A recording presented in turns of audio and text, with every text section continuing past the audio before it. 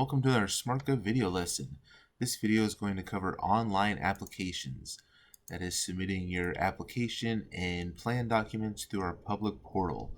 Here's the web link to our public portal. You could also get there simply by Googling City of Fife Public Portal. Here you'll be able to apply for permits, submit your documents, receive deficiency letter and plan review comments, monitor the process of your permit as it goes through the review and approval system, and then to view any fees. In the not too distant future, and maybe by the time you're watching this video perhaps, you will be able to pay your fees online through the public portal as well. There is some required information that you will need to apply for permits. You'll need to have a portal account. If you do not already have one, please visit our online permitting webpage with the link below to find out more information and detailed instructions on creating your portal account. You'll need to know your parcel address, have a general knowledge of the work to be permitted, and you'll also need to have electronic documents ready to upload into the permit software.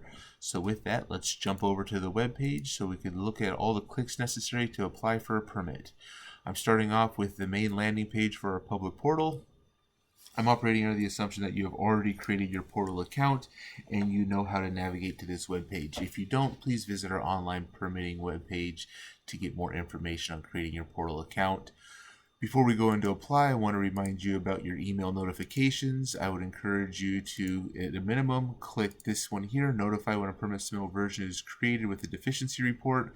This is SmartGov and the city's way of saying that the review of a particular permit has been completed and there are changes needed to the plans before we can continue review. And additionally, there are notification steps as the permit's statuses change over the review process. Also, speaking of permit status changing, we do have a couple documents that are a good thing for you to review and understand. That is in our documents link at the bottom of the page, and that is permit types and the portal status description. Specifically, the permit types document identifies what type of permits you could apply to do a particular type of work. Going through the public portal application process, you'll need to know the department and the permit for which you will want to apply for. So reviewing this document will give you a good understanding of which permit you need based on the work that you would like to do. The other document is the permit status document that details what the status of each permit means.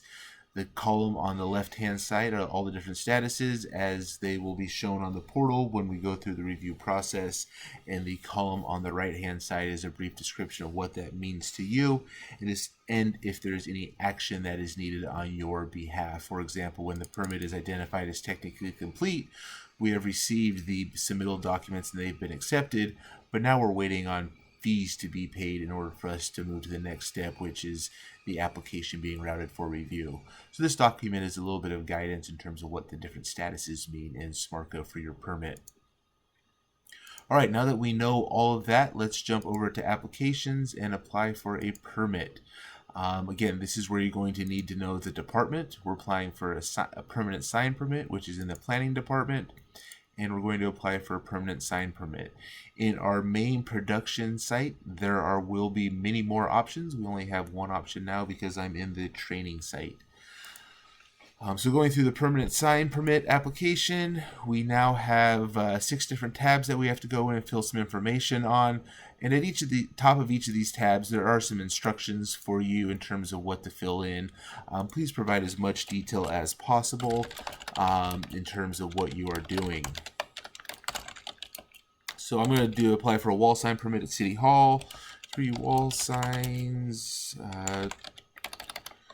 25 square feet each on the north facade of... and please provide as much detail as you can in the purpose of the permit. This allows us to make sure that we are doing the review correctly and all the T's are crossed and I's are dotted. Moving on to the next tab is the locations. You have 2 options. You could enter in the address and select from the drop-down menu, or you could click enter in a parcel number and enter a parcel and select from the drop-down menu. It is important to always select from the drop-down menu when that is offered with an option, with one exception. Right-of-way permits, please do not select from the drop-down menu for an address. Just simply put in the address. Going to the next page is where we enter contacts, and I'm going to enter in the sign guys who were the designer of my sign. Click Add. Do not add contractors yet. They will be added at the next page. And lo and behold, there are the contractors. I'm going to enter my signed contractor and enter that in, and always click Add so it gets populated in the list down here. You could add numerous contractors if you want to. Going on to next page, the details page. This is where most of the information will be input, and this is the most important information in the portal process. So please complete this information as fully as you are aware. Each permit will be a little bit different in what it asks you. Please enter all the details to the best of your ability. We're not adding any freestanding signs. There is no. We have 3 wall signs for a total wall square signage of 75 feet. No directional signs. And again, for mechanical, plumbing fixtures, mechanical and plumbing and sign permits, you'll need to enter in the fixture. And so we have wall signs that are less than between 25 and 50 square feet. We have 3 of those. The project valuation is also necessary on this particular permit type. It's going to cost me $2,500 to install the sign. Please note here, for new construction, underneath the valuation method, you will be asked to choose the construction type and the occupancy type. Please enter this in accompanied with the square footage for that particular type. And again, you could add in numerous different types if you have numerous different types of construction type and occupancy. So we entered in all the information here on the details tab. Everything is complete, and I'm going to click next. This brings us to the final review. Please review all your details to make sure that they are correct. I'm looking everything over, and it is all correct based on what I'm planning on doing. All right, we're going to save, continue, and go to the next step. My permit is now submitted. Please note that this review page, if you see additional documents and site plans or other information is needed to process your application. So let's click on Go to My New Permit. This is the page that identifies the fees that are due now. The fees will need to be paid before we can begin review. Scrolling down, we see all the information we entered, our parcel, our submittal items. So this right here is where you will upload all of your submittal items. It is pretty simple and straightforward. You click on the submittal item, it brings you to this page, and you click Upload, and it gives you an option to choose a file from your computer document somewhere, and click Open. You could add comments. These are comments that the plan reviewers will see when they open up the task to do the review in SmartGov. Click Upload there, and now we see that the document was in fact uploaded, and we will return to the permit detail and redo that for the remaining files. Anything that has a yes underneath required will need to have a document attached to it as well. Further on down, you will see the approval steps, as well as the fixtures, evaluation, and the fees tab here. Note that the due now portion is what needs to be paid before we could begin review of that. Right now we only have the option to pay in office. You can mail your check to City Hall, and please include the permit number in the subject line of any check you mail to City Hall. You'll also see the inspections and conditions on your permit as well. Those may change as we go about doing the review. So once you have uploaded all of your files, you are now done, and wait for the status of your permit to change to a new status. I do real quickly want to go back and show you what it looks like when a permit has been reviewed and the status changed to revisions needed by the applicant, so you understand what that looks like.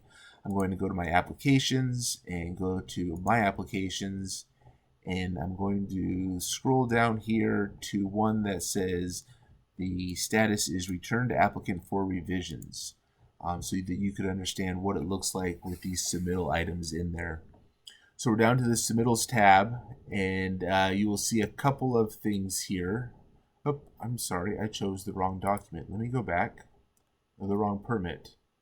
This one up here is the one I want to look at. You'll scroll down to the submittals, approval steps, and cycles area. And what you will see here is that a couple of these documents are back to a pending status, while a couple of them have been approved.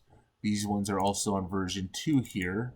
And we scroll down and we look at the approval steps, and we see that the plans were received.